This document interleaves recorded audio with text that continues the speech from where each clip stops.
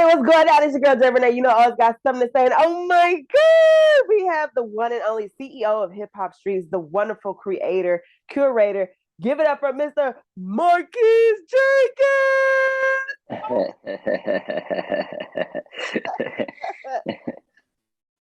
Tell me about, let's just go to the nitty gritty. Let's get to how Hip Hop Streets started and what was your vision for it in the beginning? Hey, well, thank you for waking me up this morning. Good energy, good energy, good energy. The Hip Hop Streets brand was basically created off the mindset of we wanted to help underground artists. So how can we help underground artists? So roughly about four and a half years ago, I thought the idea to create a streaming platform strictly for underground artists. And the thing about it was, I didn't have a clue on how I was going to create this music app. I just knew that I wanted to create it. And then from that point on, this is what you see now. But it took 4.5 years to build it. And we market it, we promote underground artists all around the world. As far as Ghana, we did music conferences in New York. We launched the app in Atlanta. So it's just a good movement, and the way that the whole platform is forming, it's coming together. It's coming together, and I just think we get into the next stages piece by piece. What were the stages you set out? Because our last interview, that was when you were just now discussing the app and how you wanted that to grow and expand. And also, like you said before, working with people in Ghana, artists in Ghana, and expanding to that platform. Tell me about the stages that you set out and how you've been able to execute those.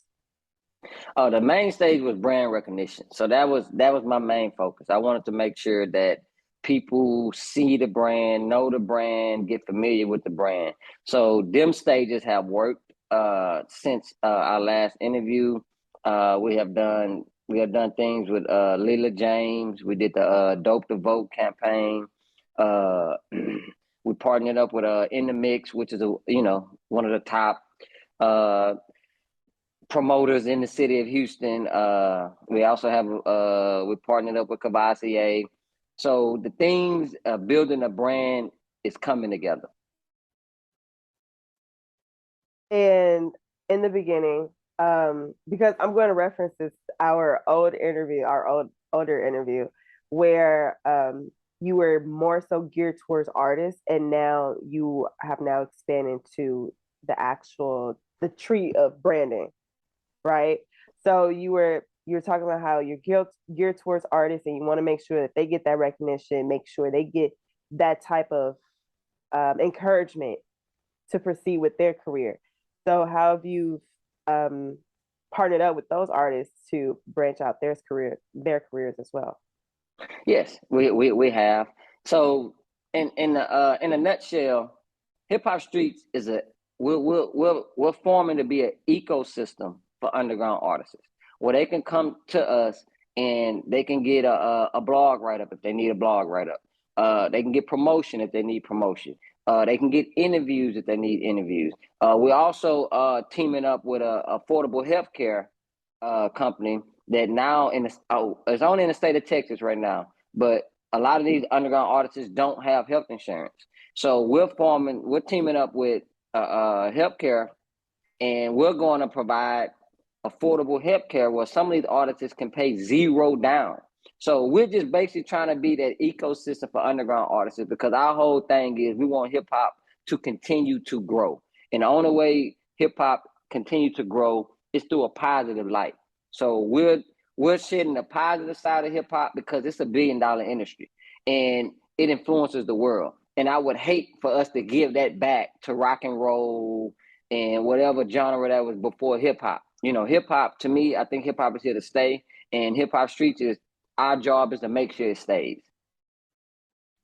Another thing that you do so well is that you I don't want to say train, but you teach these artists how to do interviews in the right way so that way they won't, hurt themselves like we've seen on other platforms that may come back and bite them in the butt.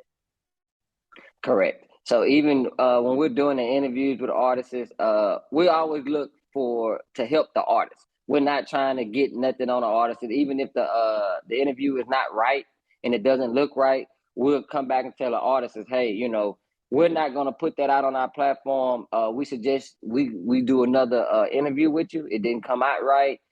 Some of the things you said wasn't, you know, politically correct. You shouldn't be, you know, on, you know. So we're looking out for the long term goal of the artists versus just putting out content. So we want to make sure it's the right content, and then our interviewers, we're pulling interviewers from Texas Southern. You know, we stay using the interns from Texas Southern, and we're giving them the opportunity to learn how to interview as well in front of the camera, see how the edits work, see how the back scene work, and then so it just we not only helping artists, we helping entrepreneurs as well that want to get into the media world as well. Talk to me about also teaming up with different DJs of the city to get that artist play going on so that way they could get more supporters and more fans guided towards their music. Relationships worth more than money, you know, and I know we hear that all the time, but it's the truth. You know, with the DJs, the PRs, the relationships that we have are like true relationships. So to help the artists, we keep DJs on our team, you know, from DJ Shantae, the RIP DJ D Baby, the DJ Cali Royce, to DJ Good Grief, to DJ Brasco, to, you know, major DJs, even DJ Penny Lane out in Atlanta.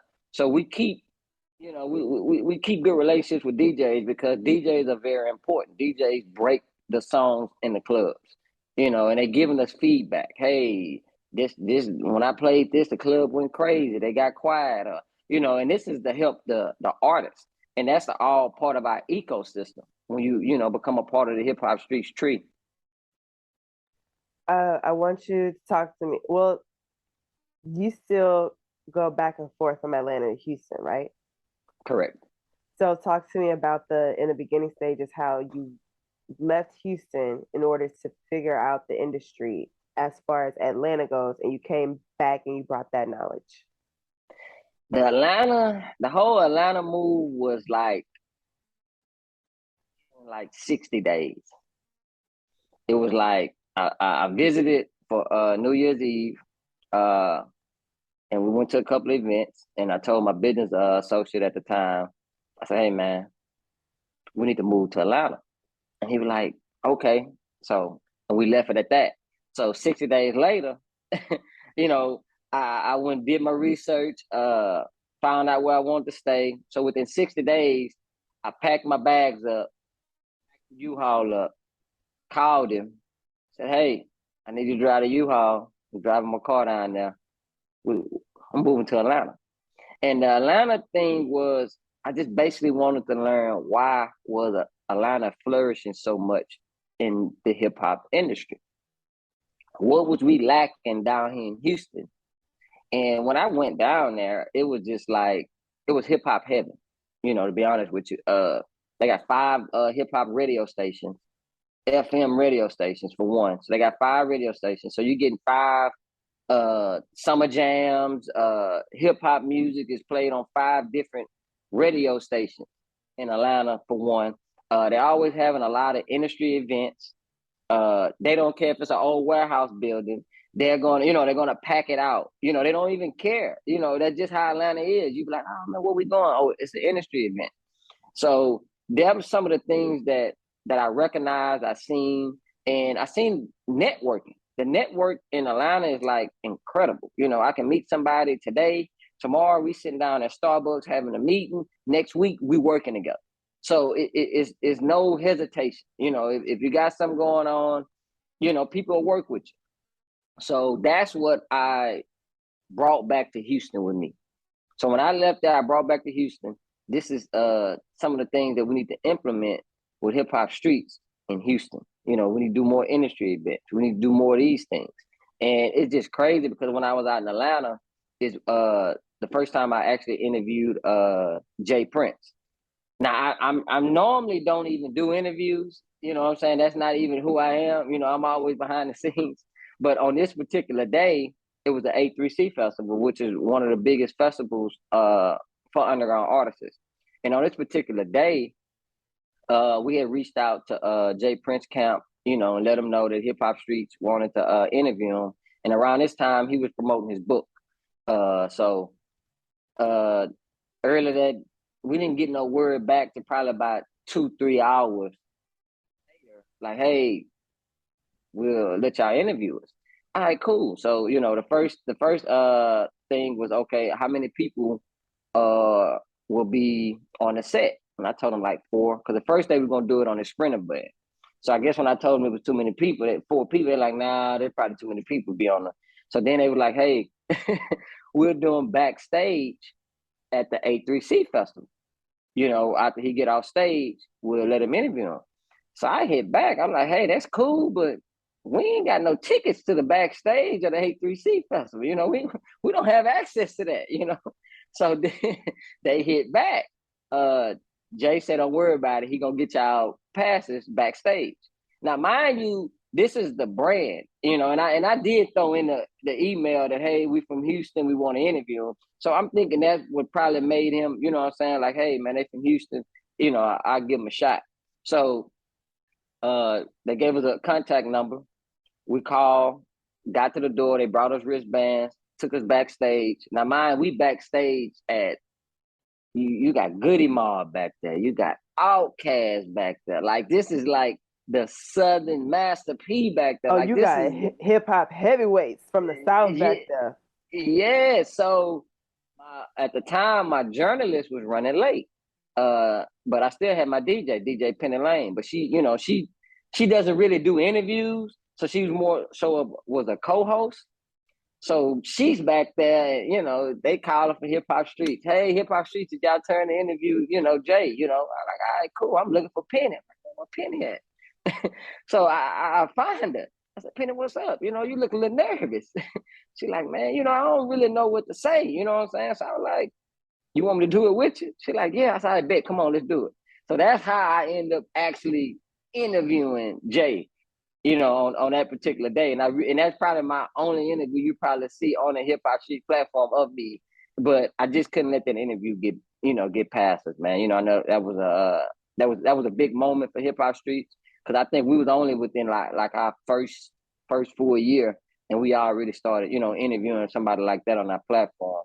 And the way they, you know, went out their way to make sure we got the interview, you know, we always have respect for them. Talk about the importance of having a great team and how do you go about structuring that to suit not only just for the business, but for everyone in their independent careers. Well, I deal with team is almost like family, you know, because Hip Hop Streets is my baby. So, you know, anybody that I team up with, partner up with, I kind of want to know who they are, because I don't want them to be out there representing the brand in a bad way. So I don't take it lightly, you know what I'm saying, who I work with. And teamwork is everything. Teamwork is everything. It's no boss, it's no, we all our own bosses. We all move, but we all just respect the brand. And like I tell people, it's nothing bigger than the brand. You know what I'm saying? So if it's anything that's going to make the brand look bad, we shutting it down. And team, I wouldn't be here without a team. From the shirts you see, from the hats, from everything, from the graphic designs to, it's just teamwork, and I celebrate. And I tell my team this all the time. We celebrate every victory, big or small. We're gonna celebrate. We're gonna toast. We're gonna have a good time, because that's what builds the momentum, and that what keeps you going. If you never celebrate nothing, then you feel like you're not accomplishing nothing. So I just make sure my team understand. Hey, I'll be like, hey, we got the first 10 emails. Hey, let's celebrate. Man, ain't number 10 emails. Man, you got to understand how hard it is to get people to buy into your product. So that's my, and team is everything. Teamwork is everything with me. Talk about the placements that you've you've been able to put these artists in, such as, you know, television shows, films, and of course, in their careers, getting them partnerships for different brands? Oh, that's when we did the Hustle and Flow, that was probably our biggest partnership. When we partnership with them, and they reached out to us and they wanted our database for Southern hip hop. So they just basically said, "Hey, send us every artist that y'all have on y'all platform from the South," because they wanted that Southern artists. They didn't have the database of underground artists, and they wanted true underground artists. So that placement was huge. We got a couple of artists got interviewed. One artist actually made it to the first screening of one of them, Neek the Skits. So that was huge. And also the different partnerships that I landed with people out in Atlanta is like crazy. Like right now, we got people from LA reaching out for producers. Hey man, I need somebody to make beats. We got these artists. We got this new show. Hey, we got this other show coming out. Do y'all have some artists that want to be on TV, or you think that would fit it?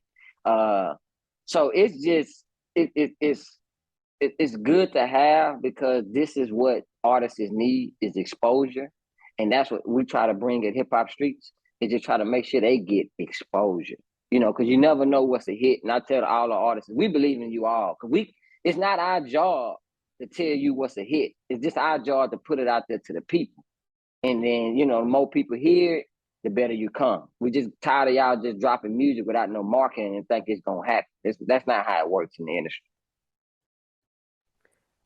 When I tell you, you are speaking straight up facts because we do not have pixie dust to just make it happen. Are there any artists currently that you have your eye on or that you would like to reach out to? uh, not not in the sense of reaching out. I just want to help all artists. So it's not no one particular artist, what I'm saying, that we're seeking. We just want them all. And I tell all the PRs, the managers, I'm out, hey man, if y'all got, any artists, man, bring them our way. You know what I'm saying? Because we just want to get them going. You know what I'm saying? Like at the beginning stages, the 1501 run, we did their first ever blog. So they first ever blog that was online was through Hip Hop Streets. So that was back, when Megan, when the she hadn't really even popped yet. I think it was the first BET Awards, and then after that, that's when she blew up. After that first BET Awards, but we did the first blog. We launched it on that day too, probably like 4 years ago. So it's just things like that really just kind of excites us and keep us like, yeah, what I'm saying. Remember, we put that blog out, we put this out, because we see things ahead of everything else. But I do like the whole TSF, the South Walker them crew. They've been hustling for a long time. So and Yeah, it's yeah.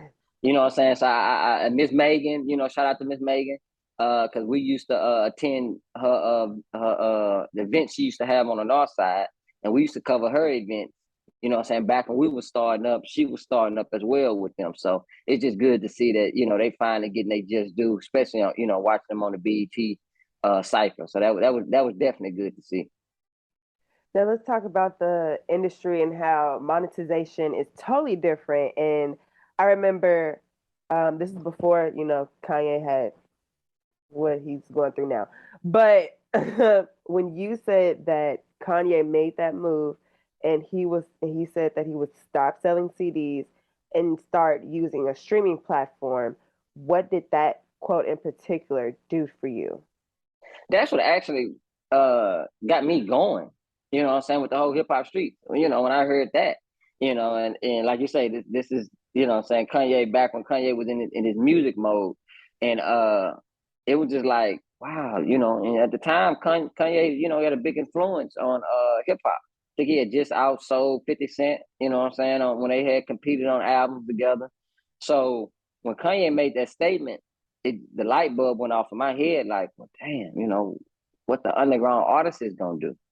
So then, I just I went online and I saw the Hip Hop Streets name was available. So I hurried up and snatched the name, snatched the domain name, and I just sat on it. Because, you know, I knew eventually I was going to do something with it, but I just had to build a team and form it. And you know, that just really got the whole movement going, you know, when Kanye West made that statement. You know what I'm saying?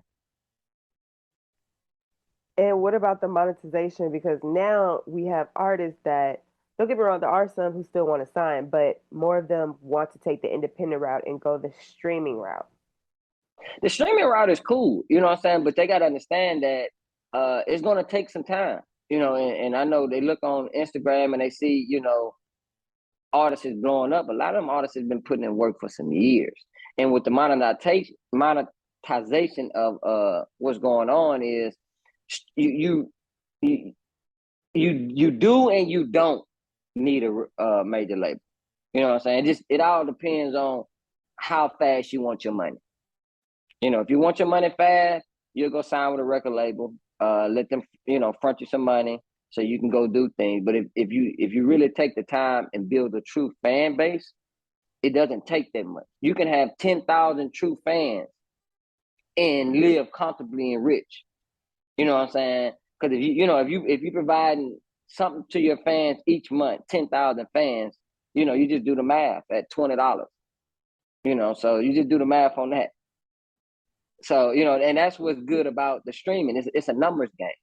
You know, you trying to get your numbers up. You know, quit looking for the overnight. Oh, I want $100,000 right now. Now, you know, get 10,000 fans and give them, you know, get $20 from them a month.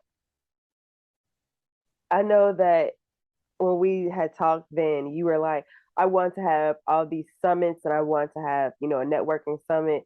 And now like you have them and you're a part of them, like several big summits. I remember when Loud Music, the first name that they always have is Hip Hop Streets, always Yes. Hip Hop Streets. How is Shout out to that Derek. going from speaking that into play and then actually having it happen, especially with these summits? Relationships and our brand. You know, what we put out is good business. And we're putting out the good side of artists. So we're not looking for clickbait.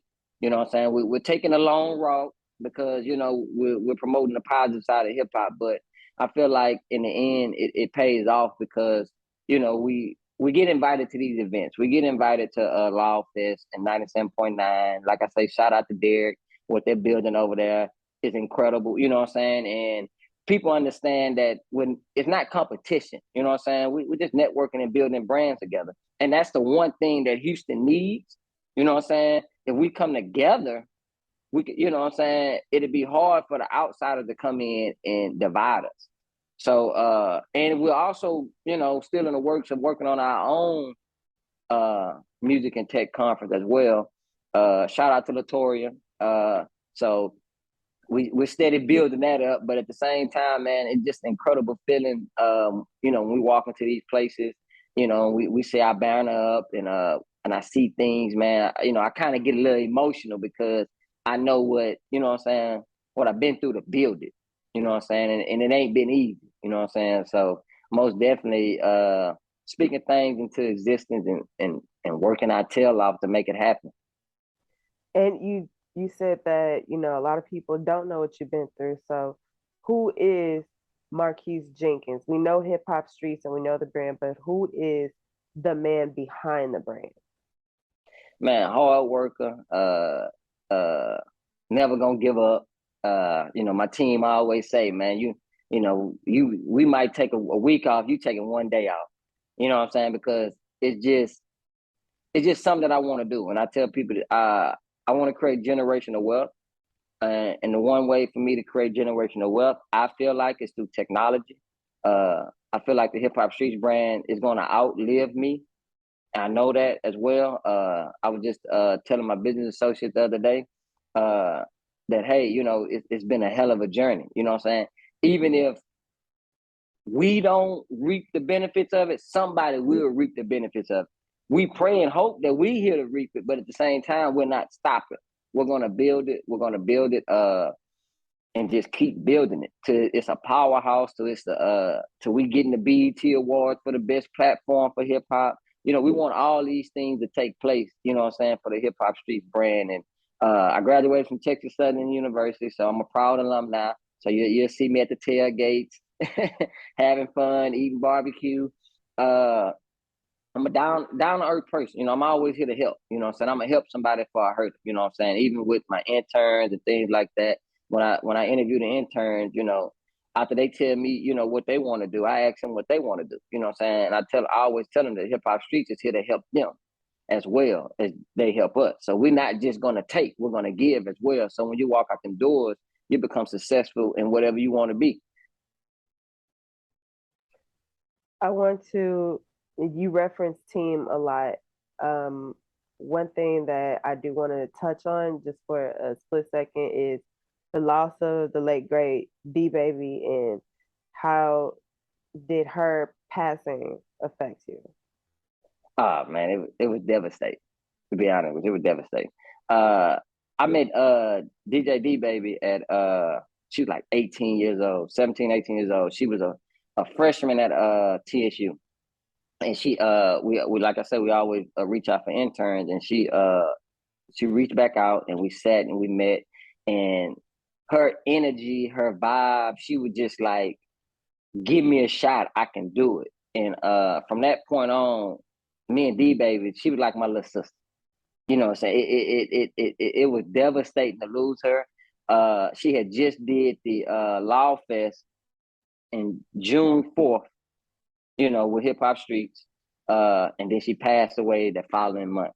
And this is somebody that we text, we DM daily, just back and forth. I remember when she wanted to become a start DJing in clubs, we would actually, me and her would actually go to different clubs, and I would try to sell her to the owners. Hey, let her get a night, let her get a night. We would go to different clubs, and that would just that it really, I really shut down after that.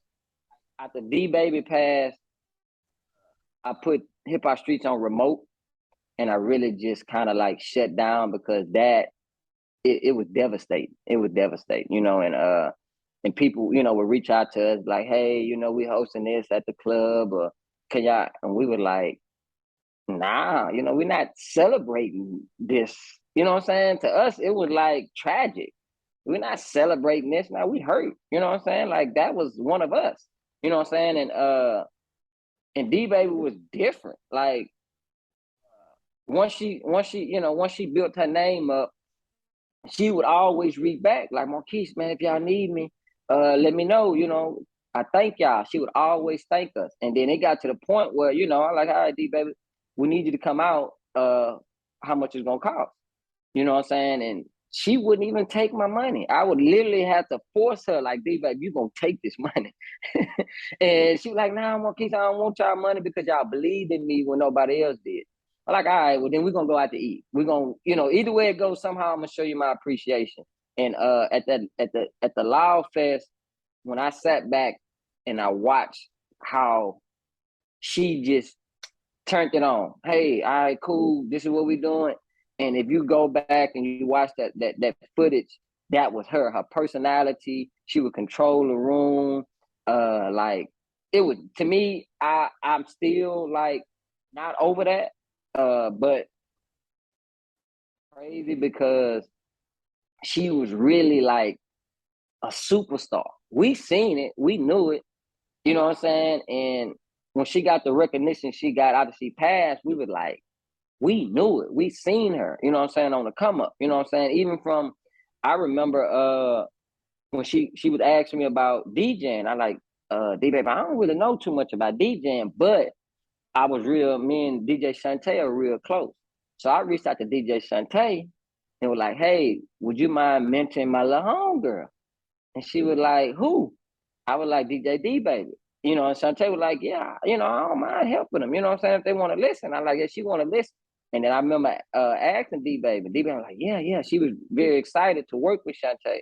And then as the years go on, I started seeing her progress. And I like, okay, you know what I'm saying? That's good to have a mentor. That's what I told you. You need a mentor, you know what I'm saying? And it was just me helping her and she helping us. And you know what I'm saying? We having a good time. We laughing, man. She did the Turkey Leg Hut Festival with me this year as well. Like she was like my road. That was my dog. You know what I'm saying? In a sense, you know what I'm saying? Like my little sister, man. So I never forget her. We actually working on trying to do a mural for her, trying to find the right building. You know what I'm saying? So it's crazy at her passing. I ran across her daddy.